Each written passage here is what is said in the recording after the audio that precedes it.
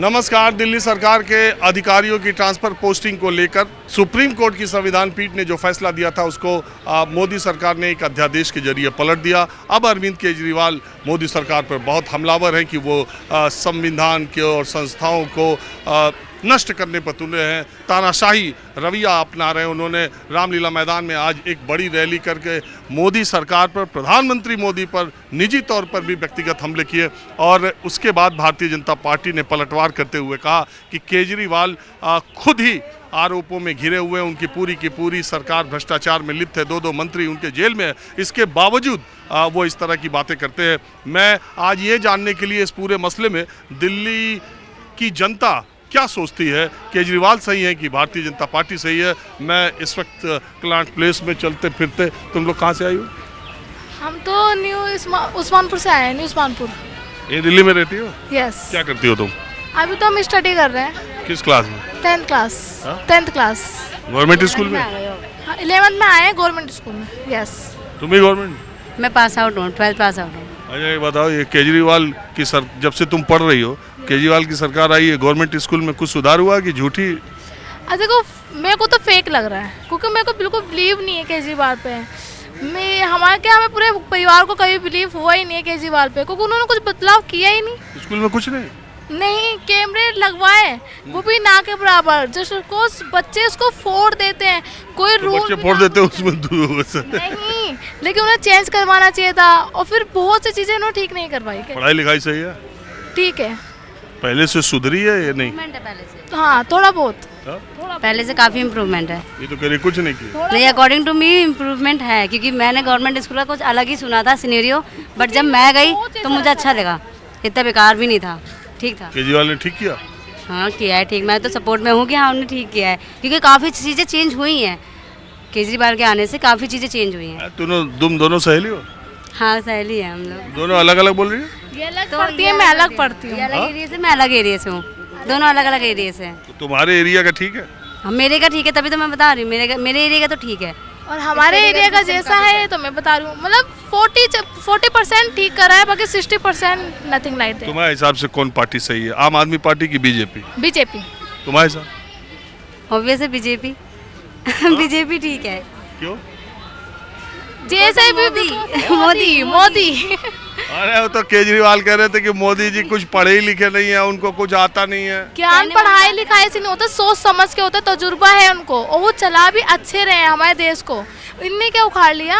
केजरीवाल जी ने हमारा क्या कर लिया? वो तो कह रहे हैं हमने बहुत अच्छा काम किया। वो तो चप्पल में रहते थे, लेकिन चप्पल पे उनकी इतनी बड़ी है, 8 लाख के पर्दे लगवा रहे हैं, ये कर रहे हैं, वो कर रहे हैं। मेरे हिसाब से I don't like this Kejriwal, I really don't like this. Modi is the best person. अच्छा मोदी क्या अच्छा करते हैं?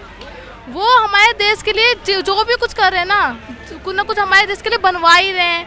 वो जैसे भी कर रहे हैं, जो भी कर रहे हैं, हम उनके हर एक बात अच्छी लगने लगी। बना दिया पहली बार। सबसे पहली बात हमारे राम मंदिर अयोध्या, हमारा घर उन्होंने बनवा दिया। गाँव है वो, अयोध्या हमारा गाँव है। हमारा गाँव है वो। मंदिर से तुम्हारा? हम बिलोंग करते हैं वहाँ से। दोनों अयोध्या की हो भी क्या? Yes of course. पिछली बार कब गई थी? लास्ट टाइम अभी तो गए थे दिसंबर में। हाँ जी आइए। अरे मैं तो राह चलते लोगों से बातचीत करते रहता हूँ, 2 बच्चियाँ मिल गई थी स्कूल से, तो उन्हीं से बात करने लगा। हाँ बोलिए। आप बताइए, आप कहाँ रहते हैं? मैं हरियाणा। अच्छा आप दिल्ली घूमने आए? बहरहाल कोई बात नहीं। अगर ये अभी मैं ये बात कर रहा हूँ, दिल्ली में जो केजरीवाल और बीजेपी में चल रहा है, हाँ। रोज आप देखते हैं ना आरोप प्रत्यारोप। उधर सुप्रीम कोर्ट की कॉन्स्टिट्यूशनल बेंच ने केजरीवाल जी को अधिकार दिया, उधर अध्यादेश ले आके छीन लिया। अब ये कह रहे हैं कि ये लोकतंत्र का, ये संविधान का गला घोट रहे हैं मोदी जी। उधर वो मोदी जी और सरकार कहती है कि ये दिल्ली जो क्षेत्र है वो किसी राज्य के हाथ में पूरा दे दे तो बड़ा गड़बड़ हो जाएगा। यहाँ विदेशी राजनयिक रहते हैं, सारी सुरक्षा इंतजामात है। एक मिनट, तो आप क्या मानते हैं इन दोनों मसले में कौन सा? पंजाबी में एक कहावत है, काला तितर नीले मोर। काला तितर नीले मोर दोनों एक हैं, एक दूसरे की नूरा कुश्ती हो रही है। दोनों ही झूठ बोलने में एक्सपर्ट हैं। मोदी शुरू से लेके 15 लाख दे रहा था, वो या सारे दिल्ली में वाईफाई लगा रहा था, CCTV कैमरे लगा रहा था, है ना। हाँ, मंत्रा ने 15 लाख देने, बाद में जुमला कह दिया मोदी ने। इस देश को जो गुमराह करने में आज ये देश 50 साल पीछे चला गया पहले से, तो वो इन्हीं की वजह से हुआ है। किनकी वजह? दोनों की वजह से। आप दिल्ली की बता दीजिए। ये दोनों लोग, मोदी केजरीवाल, ये बीजेपी, दोनों एक ही आप। बात, ये एक सिक्के के दो पहलू हैं। उठा लोगे, ऊपर वाला मोदी होगा, नीचे वाला केजरीवाल होगा। एक छोटा एक बड़ा है, बस ये है, एक छोटा झूठा एक बड़ा झूठा है। तो आप किस पार्टी से के बारे में ठीक राय रखते हैं? देखो, पार्टी के बारे में पार्टियां सारी अपनी जगह है, लेकिन हम कहते हैं कि इस देश ये देश बड़ी मुश्किल से आज़ाद हुआ था।